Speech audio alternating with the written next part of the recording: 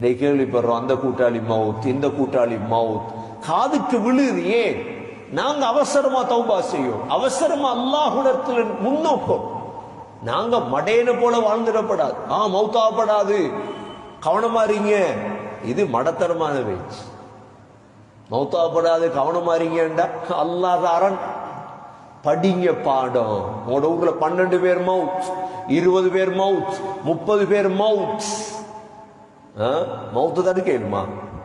மௌத்த தடுக்க இயலாது.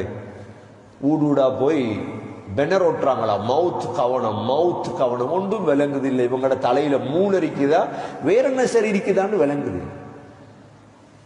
ஒன்றுமே விளங்குது இல்லையே. கொஞ்சமா சிந்திக்கிறாங்க இல்லையே.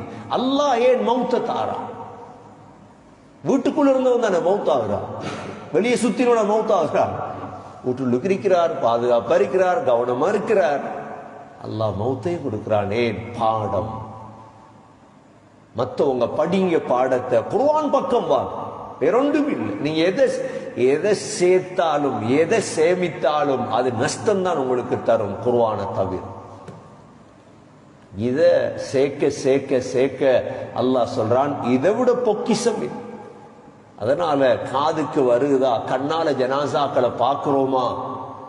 ஜனாசாக்கள் சும்மா போகுது, கணக்கில்லை. இப்ப ஜனாசாக்கள் திருவில்ல போகுது, ஜனாசாக்கள் ஆட்டால போகுது, ஜனாசாக்கள் கணக்கில். யார் எத்தனை பேர் மௌத்தா இருக்காங்கன்னு தெரியும்.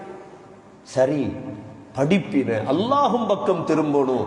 இந்த 3 உறுப்பையும் சம், அப்சார், அஃபீதா,